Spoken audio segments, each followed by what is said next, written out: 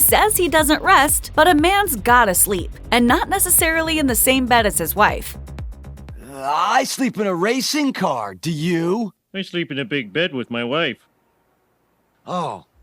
Unlike Homer, rumor has it Donald Trump sleeps in a big bed without his wife while staying at Mar-A-Lago. And now we know that's more than just a rumor. The FBI's 2022 raid on the Winter White House aimed to secure classified documents that Trump allegedly failed to return after leaving the actual White House. But the search ultimately unveiled so much more. In late May 2024, Trump's legal team filed a motion in the case, seeking to suppress the uncovered evidence, claiming the raid was unconstitutional. The filing read in part, "The roving and highly inappropriate search covered, for example, a gym, kitchen, the former First Lady master bedroom suite, and the child's bedroom suite used by President Trump's son."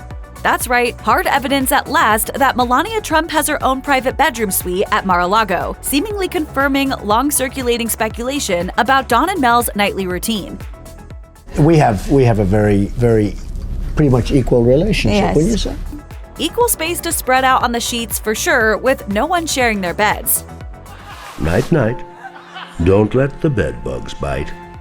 Talk of the couple's solo slumber made headlines in early May when Stormy Daniels hit the stand in the first criminal trial of an American president. Trump's on trial for allegedly paying hush money to the adult film star to keep their affair quiet. On May 7th, Daniels was called to testify, and she recalled a very brief conversation about Melania, saying, "He showed me a few pictures and things, and I said, 'Your wife is very beautiful.' He said, 'Don't worry about that. We don't even sleep in the same room.'"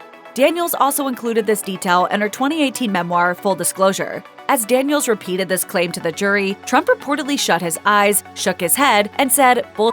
An outburst the judge warned was potentially intimidating to the jury. Rumors that the couple's relationship was long strained had circulated for a while, and for some, this testimony all but confirmed that the two were not as close as they sometimes looked. Do you love your husband? Yes, we are fine. Yes.